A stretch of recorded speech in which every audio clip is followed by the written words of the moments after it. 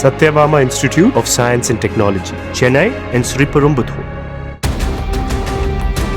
திண்டுக்கல் மாவட்டம் வேடச்சந்தூர் அருகே மதுபோதையில் பெற்ற தாயை கழுத்தை அறுத்து கொலை செய்த மகனை காவல்துறையினர் கைது செய்தனர். மனைவியை பிரிந்த கணேசன் தனது தாயாரான பழனியம்மாளுடன் வசித்து வந்தார். உடல்நிலை பாதிக்கப்பட்டு படுத்த படுக்கையாக இருந்த பழனியம்மாள் எந்த நேரமும் புலம்பிக் கொண்டே இருந்ததால் ஆத்திரமடைந்த கணேசன் கத்தியால் கழுத்தை அறுத்து கொன்றதாக கூறப்படுகிறது.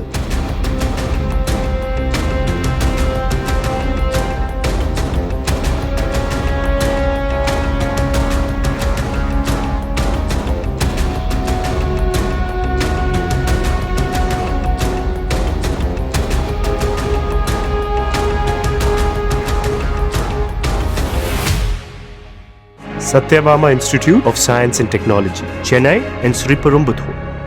Play Store மற்றும் App Storeல் இருந்து பாலிமர் செயலியை QR கோடு மூலம் பதிவிறக்கம் செய்யுங்கள். செய்திகளை உடனுக்குடன் பெறுங்கள்.